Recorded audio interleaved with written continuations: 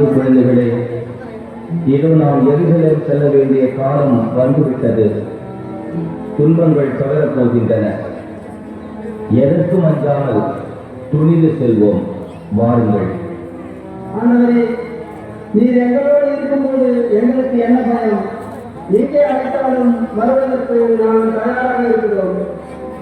எருசலேமே, எருசலேமே, சமாதானத்துக்கான வழியை நீ இன்னும் இந்த நாளில் அறிந்திருக்க கூடாதா? ஆனால் இப்பொழுதோ அது உன் கண்களுக்கு மறைக்கப்பட்டுள்ளது. ஆண்டவரே, ஏன் இவ்வளவு வேதனைப்படுகிறேன்? நான் பார்ப்பதெல்லாம் எனக்கு அதிகமாக வேதனை அளிக்கிறது. ஆண்டவரே, இவைகளை பற்றி கவலைப்பட வேண்டாம். ஜெருசலேமே, ஜெருசலேமே, ஒரு காலம் வரும், அப்போது உன் பகைவர்கள் உன்னை சுற்றி அரண் எழுப்பி உன்னை முற்றுகையிடுவார்கள். உன்னையும் உன்னிடத்தில் உள்ள மக்களையும் எப்பக்கத்திலிருந்தும் எதிர்த்து அழித்து உன்னை தரைமட்டமாக்குவார்கள். மேலும் உன்னிடம் கற்கள் ஒன்றின் மீது ஒன்று இராதபடி செய்வார்கள். ஏனெனில் கடவுள் உன்னை தேடி வந்த காலத்தை நீ அறிந்து கொள்ளவில்லை.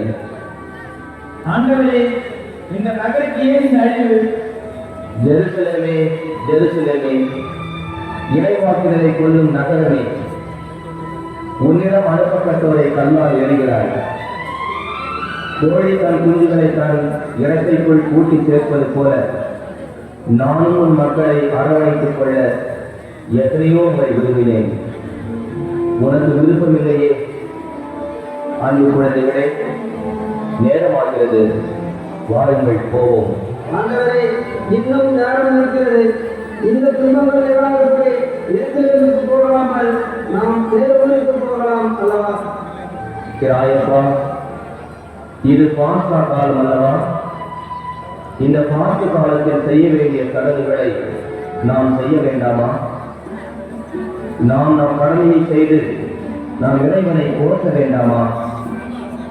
மனிதர்களை கண்டு அஞ்சலாமா? அவர்களால் என்ன செய்ய முடியும்? உடலைத்தான் வதைக்க முடியும்.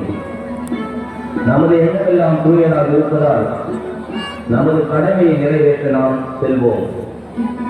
ராயப்பா, அருளப்பா, நீங்கள் போய் நாம் பாஸ்காவை உண்ணும்படி தயார் செய்யுங்கள். ஆகவே பாஸ்கா உணவை உண்ண நாங்கள் எங்கே ஏற்பாடு செய்ய வேண்டும் என்று நீர் இருக்கிறீர். நீங்கள் புறப்பட்டு நகரத்துக்குள் செல்லுங்கள். அங்கு கண்ணீர் சுமந்து கொண்டு ஒரு ஆள் உங்களுக்கு எதிரே வருவார். அவர் பின்னே செல்லுங்கள். அவர் செல்லும் வீட்டிற்குள் நீங்களும் சென்று அந்த வீட்டின் உரிமையாளரிடம், நான் என் சீடர்களோடு பாஸ்காவில் உண்பதற்கான அறை எங்கே என்று போதவர் உங்களிடம் கேட்க சொன்னார் என்று கூறுங்கள்.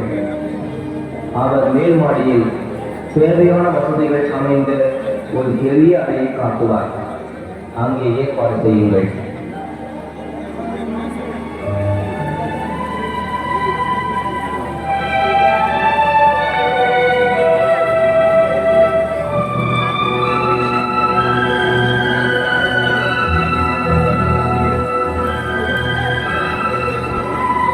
என் அன்பு குழந்தைகளே, வாருங்கள், என் தந்தையின் ஆலயத்தில் ஜெபம் செய்ய போவோம். போதரே, நமது கையில் இருந்த இருப்பு பணம் எல்லாம் செலவாகிவிட்டது. இதை பற்றி யோசிப்பது அவசியம் என்று நினைக்கிறேன். யூதா, இறைவன் வானத்து பறவைகளையும் வயல்வெளி மலர்களையும் காப்பாற்றுகின்றார். அவரது அன்பு பிள்ளைகளாகிய நம்மை கைவிட்டு விடுவாரா? நேற்று சீமோன் வீட்டில் அந்த பெண் பிள்ளை வீணாக செலவழித்த அந்த தாயத்தின் ஜெயம் இருந்தால் கொஞ்ச காலம் கவலையில்லாமல் இருந்திருக்கலாமே. யூதா, என்னோடு இருந்தவரையில் உனக்கு ஏதாவது குறை இருந்ததா? இருக்கட்டும், நீர் இருக்கும் வரை எங்களுக்கு யாதொரு கவலையும் கிடையாது. நீர் எங்களை விட்டு அறிந்து போனால் எங்களுக்கு யார் உதவி செய்வார்கள்? யூதாசே, எச்சரிக்கையாயிரு. ஆபத்து வரும்போது உண்மையான நண்பன் எவன் என்று கண்டுபிடிக்கலாம். அன்பானவர்களே, வாருங்கள், ஜெபம் செய்ய போவோம்.